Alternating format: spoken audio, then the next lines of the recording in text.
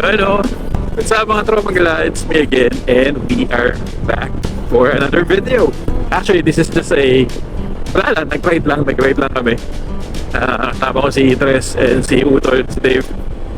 And yeah, sobrang nangyari. Sobrang dami nangyari ng 2024. Sobrang dami natin napuntahan and I just want to make a video ng mga napuntahan natin. Yung na-experience natin buong taon. Kasi last year, gumawa din ako ng year-end video. And yeah, gusto ko lang siyang gawing yearly na bilang compilation ng mga napuntahan natin sa buong taon. Nag-start yung 2024 natin sa Cotto Mines. Sabi ko pa nga na magandang simula ng taon na maganda. Kaya pumunta tayo sa magandang lugar agad. At din yung first time na nakasama natin si Charles na doon natin siya na-udyok vlog. So Cotto Mines, doon natin na-experience yung bato-batong papasok. Halos 2 hours kaming nasa malubak na daan papasok ng Cotto Mines. Pero once you've reached the place, solid ang ganda, or solid naman talaga ang ganda ng lugar. Tahimik, basta walang maingay na camper Tapos solid nung tubig sa ilog dahil napakalinaw talaga. Kumbaga, refreshing way to start the year 2024. Tapos noon, nag-solo ride tayo papunta ng Infanta, Quezon para bisitahin naman yung falls sa gilid ng tulay.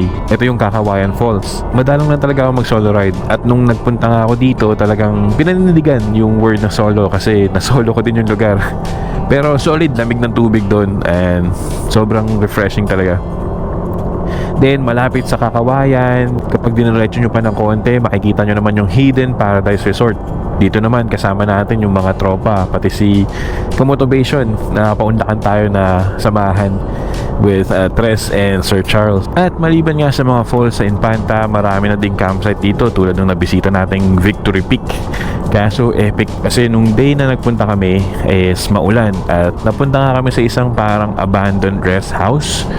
Though merong caretaker, so dun pinatuloy na kami ng caretaker para mag-overnight. And yun, naging solid yung experience kasi kala namin fail na, pero yun, nagkaroon pa ng liwanag or nagkaroon pa ng pag-asa para makapag-camp kami sama-sama. After nun, umakyat naman tayo ng norte para i-experience yung pinakamatarik na daan na nadaanan ko gamit ang motor. So umakyat tayo ng mountain back at nakita natin yung breathtaking views ng Cordillera Mountain. Sobrang ganda at astig talaga dito. And then nung pagbaba nga galing ng Cordillera, dumiretso naman ako sa Pangasinan para bisitahin yung isang nakatagong falls sa Daang Katutubo. Sayang lang kasi na-delete ko yung ibang mga video pero uploaded naman to sa channel natin. So dinaan ako yung Mapita Falls na sobrang ganda, solid. Nasa gitna siya ng mga bundok.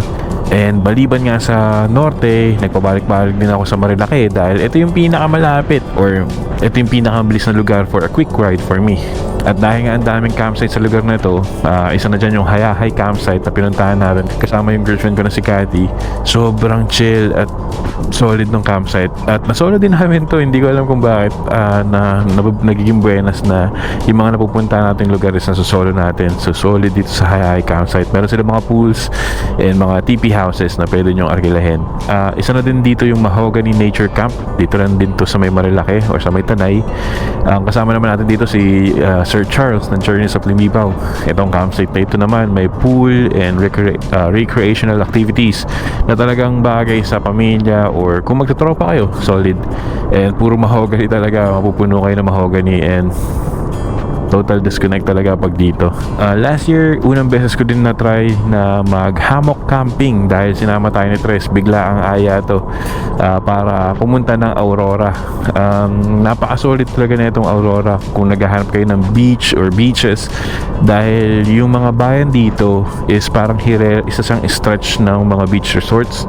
So magsisimula yan sa Baler, then Dinajawan, Kasiguran. Magkakatabi lang yan. Talagang solid yung dagat dyan. And yun nga, natry namin mag-hammock camping ni Tres. At dahil nga usapang beach, hindi naman pakapahuli ang Liwliwa na sikat sa probinsya ng Zambales. Dito naman, daming activities like ang natry namin dito is na nakapag-ATV kami. Meron ding falls dito na malapit pero di na namin try din since kapos kami sa oras. Pero na-experience namin yung solid sunset dito sa Liuliwa. Grabe, napakaganda. Iba talaga ang sunset kapag nasa beach side kayo or nasa shore kayo. Then, binalikan din ng Team Road Wanderers yung campsite sa Tarlac kung saan talaga kami nagsimula. Kung saan kami nagsimula magsama-sama. Ito yung RDC Nature Camp. Ito, solid kasi ever since nung unang punta, second punta, hindi talaga siya crowded kasi parang kami lang talaga yung halos tao or parang kami nga lang yung nagkakamp eh. And the fact na kitang-kita mo yung ganda ng view ng Tarlac Mountain, solid at napakapayapa. At dahil nga nawili kami sa norte, bumaba naman tayo ng south sa Batangas para bisitahin yung isang historical place dito. Halos 2 sunod na week ata ako nandito kasi yung una, whole day ride with high school friends. Then pinuntahan natin yung Malagundi Point tsaka yung lighthouse. Pinuntahan din natin yung Malabiligo Lighthouse and sabi ko pagbalik ko magka-camp na tayo. And yun nga, after a week or so or after 2 weeks binalikan namin to with Team Road Wanderers para mag-camp sa Malagundi Point. And sobrang solid na experience dito. Mabato yung beach pero malinaw.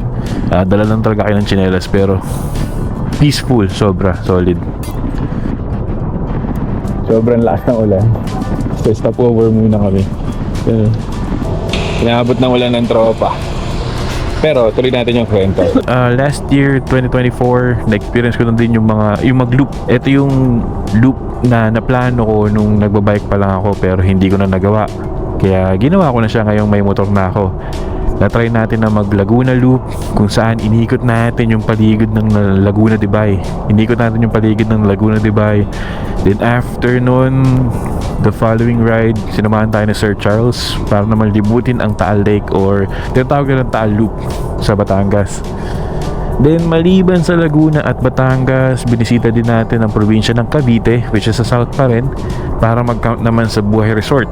One of the best car camping or motor camping spots sa Cavite. Na-enjoy namin to kasi nga kasama yung mga partners namin and ang saya ng kwentuhan at ang peaceful ng lugar. Meron din silang falls na malapit na pwede yung pagliguan kung sakali.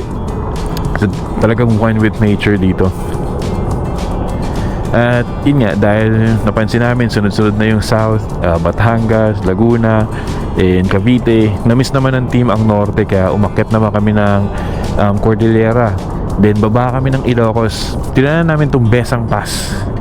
Yun nga lang, medyo inulan tayo pero solid yung daan dito. Sobrang fog nung dumaan kami kaya siguradong babalikan natin to kasi para ma-experience natin siya ng maaraw. And iba talaga. Nung dumaan kami dito kahit umuulan, solid na eh. So feeling ko mas solid to pag maaraw. Then after Besang sa Ilocos, nag-celebrate naman tayo ng birthday. Marami kasi kaming October babies. Sa isang hotel and spa na matatagpuan sa Nasugbu. So balik south tayo, no. Ito yung Canyon Cove. So yun, naka-experience man lang tayo ng medyo maayos na tulugan, yung out, hindi siya puro camp lang, puro tent lang tayo. So maayos na tulugan and solid na hotel and spa na matatagpuan sa Batangas. Sobrang solid dito.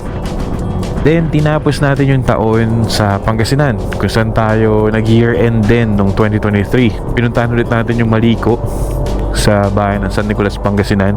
Pero this time, kasi nung 2023, nag-day ride lang kami dito. But this time, nag-camp na kami overnight sa Kindao Farm and Campsite. Sobrang solid at tahimik. At ang view ng bundok sa Pangasinan, sobrang ganda talaga.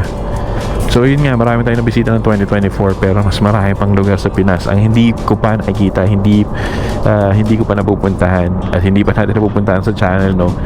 Wala pa sa kalahati ng Luzon ang napupuntahan natin at meron pang Visayas and Mindanao. Maraming salamat sa pagsuporta or patuloy na panonood ng mga vlogs natin or ng mga places na pinupuntahan natin. And kung saan man tayo dalhin na ngayong 2025, kapit lang dahil isasama ko pa rin kayo. And yeah, I'm just making this video para magkaroon na ng compilation yung mga pinuntahan natin nung 2024 and hoping na nandyan pa rin kayo para makita yung mga pupuntahan natin ngayong taon. So yeah, maraming salamat, and I'll see you guys on the next video. Thank you. Ciao.